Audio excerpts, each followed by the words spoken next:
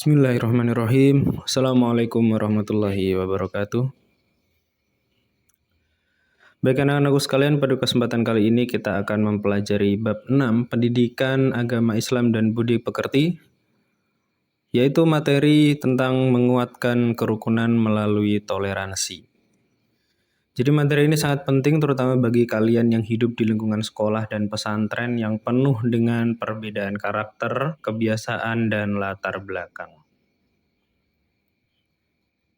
Tujuan pembelajarannya adalah kami harap setelah mengikuti pembelajaran, peserta didik diharapkan mampu menjelaskan pengertian toleransi dalam Islam beserta landasan Al-Quran dan hadis, menganalisis Quran Surat Yunus ayat 40-41 dalam konteks toleransi, membedakan toleransi sesama umat Islam dan antar umat beragama, menunjukkan sikap toleran dalam kehidupan sekolah dan interaksi sosial, menghasilkan solusi atas masalah intoleransi melalui proyek berbasis digital.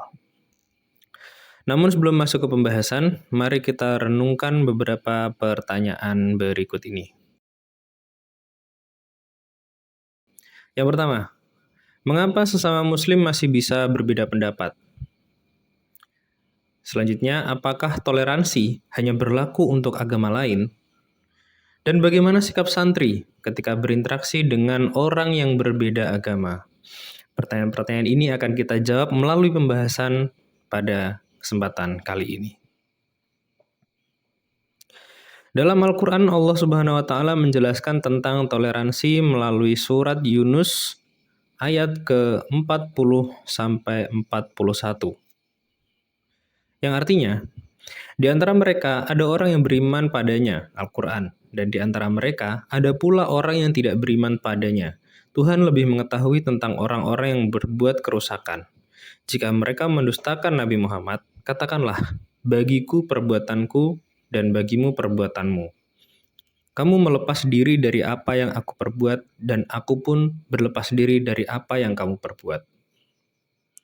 Dalam ayat ini diterangkan bahwa tidak semua manusia menerima kebenaran, dan Nabi Muhammad SAW tidak diperintahkan untuk memaksa orang lain agar beriman.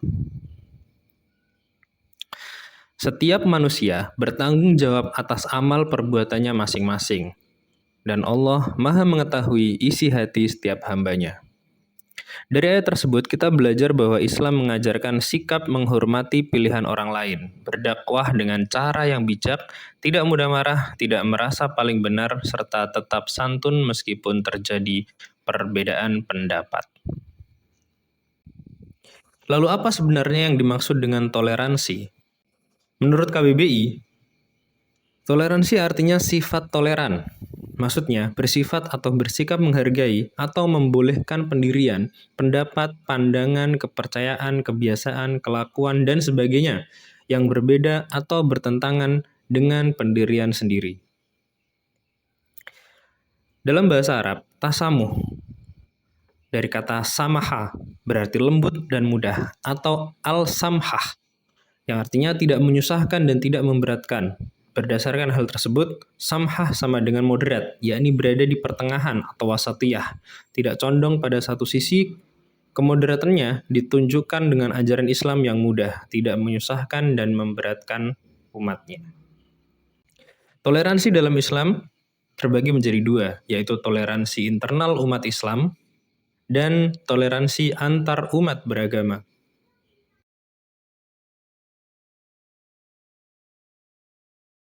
Pertama, toleransi internal umat Islam. Rasulullah SAW mengajarkan agar para imam meringankan sholat karena kondisi makmum berbeda-beda. Ada yang lemah, sakit, atau memiliki keperluan lain. Seperti dalam hadis, diceritakan dari Abi Mas'ud Al-Ansori bahwa seorang sahabat bertanya, "Wahai Rasulullah, aku hampir tidak sanggup sholat yang dipimpin seorang dengan bacaan yang panjang. Maka aku belum pernah melihat Nabi SAW memberi peringatan dengan lebih marah dari yang disampaikannya hari itu, seraya bersabda, 'Wahai manusia, kalian membuat orang lari menjauh. Maka barang siapa sholat mengimami orang-orang, ringankanlah atau tidak melamakan sholatnya. Karena di antara mereka ada orang sakit, orang lemah, dan orang yang punya keperluan.'" Hadis riwayat Bukhari. Jadi di sini Nabi memberikan panduan bagi sahabat yang akan menjadi imam bahwa hendaknya para imam meringankan sholatnya atau tidak memanjangkan bacaan sholat. Karena kondisi para makmum berbeda-beda. Ada yang lemah seperti orang yang lebih tua, sedang sakit, mempunyai kondisi fisik yang berbeda daripada orang pada umumnya, atau orang yang sedang mempunyai hajat atau kebutuhan lain. Ini adalah salah satu contoh toleransi yang dicontohkan oleh Nabi Muhammad. Beberapa contoh perbuatan yang mencerminkan toleransi antar umat Islam, terutama di lingkungan pesantren. Yang pertama, menghormati perbedaan amaliyah, tidak mengganggu teman yang sedang belajar atau menghafal karena kita mempunyai kemampuan untuk menghafal, memahami secara berbeda-beda. Yang ketiga, membantu teman yang sakit atau lemah. Yang empat, menghargai pendapat berbeda dalam organisasi atau kegiatan lain, serta menerima keputusan bersama dengan lapang dada. Yang kelima, menghormati perbedaan budaya, kebiasaan, logat bicara, dan karakter antar sesama santri tanpa ejekan atau diskriminasi. Yang kedua adalah toleransi antar umat beragama. Keduanya ada hadis yang menjelaskan bahwa Rasulullah SAW memberikan teladan yang sangat mulia, seperti mendoakan kebaikan bagi kaum yang menolak dakwah, serta menghormati jenazah seorang Yahudi dengan berdiri sebagai bentuk penghormatan kemanusiaan. Contoh sikap toleransi antar umat beragama bagi siswa di lingkungan pesantren, antara lain, tidak mengganggu atau merendahkan ibadah agama lain, bekerja sama dalam kegiatan sosial dan kebangsaan, serta tidak menghina simbol, rumah ibadah, maupun tokoh agama lain, baik secara langsung maupun melalui media sosial. Namun perlu dipahami, toleransi tidak berarti mencampur adukan akidah. Toleransi hanya berlaku dalam hubungan kemanusiaan dan sosial, dan tidak boleh melanggar aturan agama dan keimanan. Misalnya, menjaga aurat tetap merupakan kewajiban meskipun berbeda dengan kebiasaan lingkungan sekitar. Lalu selanjutnya, mengapa kita harus bersikap toleran?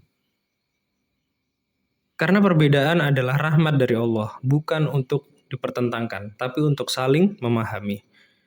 Ditambah lagi manusia adalah makhluk sosial yang tidak bisa hidup sendiri tanpa bantuan orang lain, tanpa kerjasama dengan orang lain. Dengan toleransi, persaudaraan antar umat akan semakin erat dan kehidupan bermasyarakat menjadi damai dan harmonis. Sebagaimana firman Allah dalam Quran surat Al-Hujurat ayat 13 bahwasanya manusia diciptakan bersuku-suku dan berbangsa-bangsa agar saling mengenal. Sebagai penutup, pada Quran surat Yunus ayat 40-41 mengajarkan bahwa perbedaan adalah sunatullah.